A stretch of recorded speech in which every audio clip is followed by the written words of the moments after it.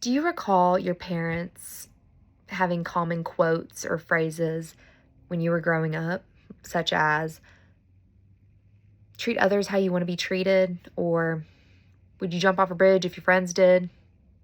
Many of these often play in our heads still today. Being the daughter of Peanut Kwan, and yes, I did say peanut, I have been subjected to numerous lectures, often pertaining to some sort of life lesson. And today I would like to reflect on many of those words of wisdom shared by Peanut throughout my life and how those little simple phrases impacted me and how they continue to do so. Peanut Kwan is a middle child of immigrant parents and a first generation college graduate. He got his 4-year degree from CBU, and it only took 8 years. Working all through college to pay for his schooling, it made him a very hard worker and with an even stronger work ethic. Following his graduation, he became a federal agent while also continue working several jobs, many of which were family-owned businesses. Through those various jobs, Peanut had reached a wide range of communities, and he would always try to find some reason to have some type of party or cookout as an effort to get everyone together. That hardworking socialite, he became a well-known voice within the community, using his quirky quotes and his headlining jokes. Many of his quotes were often seen in his lectures, his stories, arguments, or his joke of the day. Some were very commonly heard, while others had some originality to them. So during his funny times, he would say, "Oh, hell no," or "You gotta be shitting me," and "Hell yeah." He actually used "hell yeah" in a eulogy he gave last year for a very close family friend, and the headliner was "Hell yeah." He was a jokester, still is very much. He also would use them to end an argument or a lecture. So, "I have forgotten more than you will ever know," or "Where is your common sense?" He also would come out showing this. It's his 4-year degree from CBU, from Christian Brothers, and he would point at saying, "You see this? You can't argue with me until you have one of these." Very, very effective, though. He also would provide meaningful messages that pertain to some sort of life lesson. He sometimes would start it off with, "If you remember anything from me, remember this." And he would go on to some sort of life lesson. Some of his other quotes that were very meaningful were, "Well, I've done my good deed for the day." He'd often use that after he was done helping with somebody.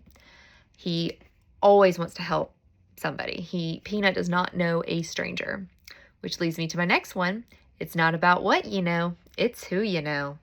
He also would say, "Let's have a celebration of life while we're still alive." That one's a little more recent, like more like the last 5 years, but still very, very common. At the time, these were just words. But eventually, I began to see a whole deeper meaning. His words created a lifelong impact. So when he really said, "It's not about what you know, it's who you know," he really meant to emphasize the importance of relationships and community and networking. He wanted us to understand that knowledge can only get you so far, and that success requires connections with people. So also when he said, "I've done my good deed for the day," he wasn't saying help somebody one day and be done. He meant help others. It's very important, no matter how big or small it is. Don't let a day go by without helping at least one person, because we can always find time to show compassion and kindness. "You can't argue until you have one of these" was almost so common to a point where he didn't even have to say those words.